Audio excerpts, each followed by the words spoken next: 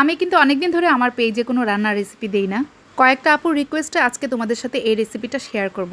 রান্না করতে কিচেনে যাব, ঠিক তখনই দেখি ঝুম করে বৃষ্টি নেমে গেল। আর বৃষ্টি দেখলে তো একটু ভিডিও করতেই হবে, বারান্দায় যেয়ে দাঁড়াতেই হবে। বৃষ্টিতে গাছের পাতাগুলো কেমন করে দুলছে, দেখতে খুবই ভালো লাগছিল। এইদিকে আমার রান্না করার সময়টাও পার হয়ে যাচ্ছিল, তাই চলে গেলাম কিচেন রুমে। আসসালামু আলাইকুম এভরিওয়ান, তোমরা সবাই কেমন আছো? চলে আসলাম মাহমুদাস ডেইলি ব্লগের পেজ থেকে। আমি মাহমুদা, বরাবরের মতোই নতুন একটা ভিডিও নিয়ে। আজকের ভিডিওতে আমি তোমাদেরকে সেই মজাদার মুরগির কলিজা এবং গিলা ভুনাটা রেসিপিটা দেখাবো এবং কিছু গল্প করব। ওইদিকে চুলায় আমি ভাত বসিয়ে দিয়েছিলাম, আর এইদিকে আমার রান্নাটা করার জন্য যা যা উপকরণ লাগবে সব কিছু আমি একে একে করে কেটে নিচ্ছি। পেঁয়াজ কেটে ব্লেন্ড করে নিয়ে রেখেছি, আর এদিকে একটু আলু ছোট ছোট করে টুকরো করে নিচ্ছি। আমার কাছে কলিজা এবং গিলা যখন ভুনা করি তখন এরকম ছোট ছোট করে একটু আলু দিলে ভালো লাগে। আর সেই দিন ভিডিওতে তোমরা দেখেছিলে যে কলিজা এবং গিলাগুলো কিন্তু আমি ভালোভাবে ক্লিন করে তারপরে একটু গরম পানিতে সিদ্ধ করে রেখে দিয়েছিলাম। আজকে যখন রান্না করব তখন আমি এগুলোকে ছোট ছোট করে টুকরো করে নিব। এই কলিজা এবং গিলা ভুনাটা কিন্তু আমি আগে কখনো খেতাম না।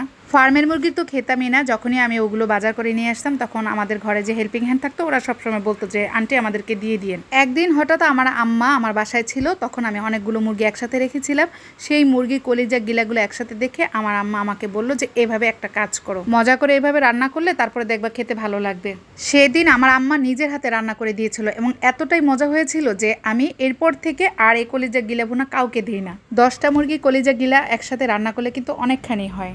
বেশি মশলা দিয়ে ঝালঝাল করে ভুনা করলে বেশ ভালো লাগে। আমি এই ভুনাটা করার জন্য পেঁয়াজ কিন্তু কেটে একটু ব্লেন্ড করে নিয়েছিলাম। পেঁয়াজ ব্লেন্ড করে দিলে কিন্তু তরকারিটা বেশ গ্রেভি হয়।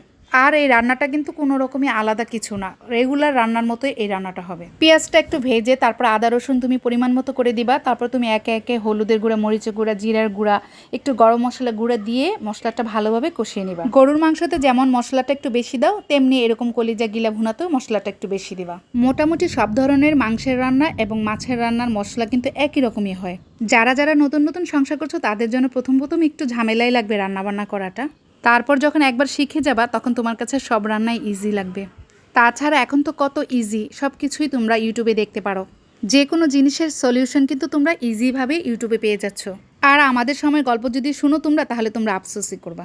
না ছিল কোনো ফোন, না ছিল কোনো ইউটিউব। মন চাইলেই ভিডিও কলে ফোন দিয়ে মায়ের কাছ থেকে রান্নার রেসিপিটা জেনে নিতে পারতাম না ইউটিউবে সার্চ করে কোনো সমস্যার সমাধান বের করে নিতে। হাজব্যান্ডের সহযোগিতায় পুরো রান্নাবান্না শেখা। আর এখন আমি এই বয়সে এসে সেই সকল সমস্যার সমাধান ইউটিউবে সার্চ করে বের করে ফেলি।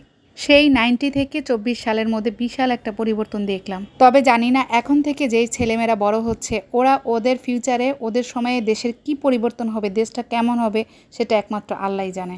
ততদিন তো আর বেঁচে থাকবো না। তবে দোয়া করি সবাই যেন ভালোভাবে আমাদের দেশে একটা ভরসার জায়গা খুঁজে পায়। বিদেশের বাড়িতে আমাদের বাঙালিরা যে তারা কি সুন্দর তাদের ভরসার একটা দেশ খুঁজে পায়, সেখানে তাদের স্থায়ীভাবে থাকার একটা নিশ্চয়তা পায়, কত রকম ফ্যাসিলিটিস পায়, তাদের জানমাল সব কিছু নিরাপদ থাকে।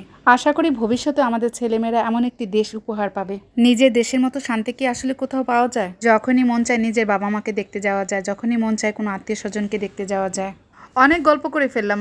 এদিকে গল্প করতে করতে আমার রান্না কিন্তু মোটামুটি শেষ হয়ে গিয়েছে। তোমরা তো দেখেছোই কিভাবে আমি রান্না করলাম। অ্যাজ ইউজুয়াল সব তরকারি যেভাবে রান্না করা হয় সেভাবেই রান্না করেছি। বেশি করে মুরগি যখন নিয়ে আসবা তখন আর সেটার কলিজা গিলাগুলো ফেলে দিবা না, এভাবে রান্না করে খাবা, অবশ্যই অনেক মজা লাগবে। গরম ভাতের সাথে খেতে তো এটা ভালো লাগবেই, সেই সাথে তুমি মুড়ি দিয়ে খেলেও কিন্তু অনেক ভালো লাগবে। কেমন লাগলো তোমাদের কাছে আমার আজকের গল্প এবং এই রেসিপিটা অবশ্যই জানাবা কমেন্ট বক্সে। সবাই ভালো থেকো, লাইক কমেন্ট শেয়ার দিয়ে আমার পাশে থেকো। আল্লাহ হাফিজ, টাটা।